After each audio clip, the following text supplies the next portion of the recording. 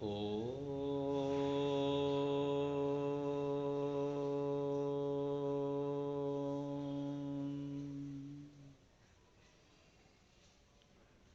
मनुष्य जीवन का मुख्य लक्ष्य ईश्वर को प्राप्त करना तथा अन्यों को प्राप्त कराना।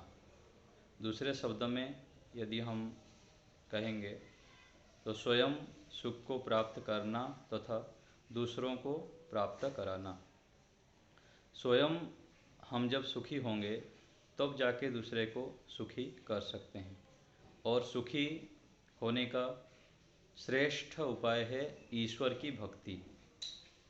ईश्वर की भक्ति हम कैसे करें, ईश्वर की भक्ति को कैसे जानें?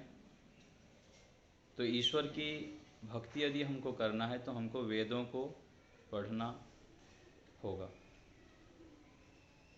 अथवा वेदों के अनुकूल जो ग्रंथ है, दर्शन उपनिषद आदि ग्रंथ है, उनका स्वाध्याय करना होगा, अथवा वेद के अनुकूल जो विद्वान व्याख्या किए हैं उनको जब हम पढ़ेंगे तब जाके ईश्वर की आज्ञा के विषय में हमको ज्ञान प्राप्त होता है, और ईश्वर की भक्ति कैसे करेंगे उसका ज्ञान होता है। ईश्वर की भक्ति के लिए ईश्वर प्रणिधान योग दर्शन में बताया गया और कहा गया तस्य वाचकः प्रणवः तज्जपस् तदर्थ भावनम। परमपिता परमेश्वर के जो वाचक नाम है वह ओम है, और वाच्य ईश्वर है। उस वाच्य ईश्वर का अर्थ भावना पूर्वक जप करना चाहिए। इसी को मुंडक उपनिषद में कहा गया, प्रणवो धनुः सरो ही आत्मा ब्रह्म तल्लक्षमुच्यते अप्रमत्तेन वेद्धव्यम सर्वतन्मयो भवेत्। परमात्मा का ध्यान कैसे करें, ओम का जप हम कैसे करें? तो कहा गया कि प्रणव जो है धनु है, और प्रणवत धनु सरो ही आत्मा, आत्मा क्या है? सर है, और ब्रह्म लक्ष्य है। उस लक्ष्य की प्राप्ति कैसे होगी? तो उसने कहा अप्रमत्तेन वेद्धव्यम, प्रमाद रहित जब हम होते हैं तब जाके हम लक्ष्य को प्राप्त होते हैं। तो ओम के जप के माध्यम से परमात्मा की भक्ति कहा गया। योग दर्शन में कहा गया परमात्मा के ओम के नाम के माध्यम से परमात्मा का जप करना और अर्थ भावना पूर्वक करना।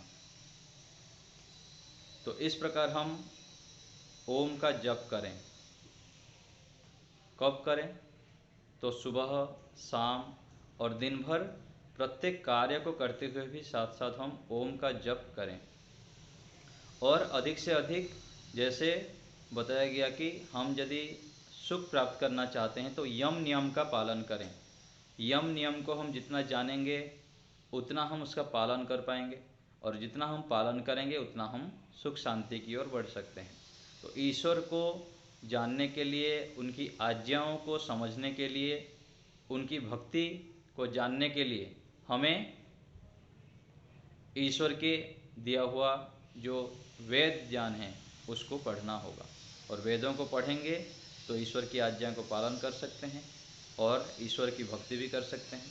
तो ईश्वर की भक्ति हम करें, ईश्वर की आज्ञाओं का अधिक से अधिक पालन करें। जितना जितना हम ईश्वर की आज्ञाओं को जानेंगे उतना हम उसका पालन कर सकते हैं।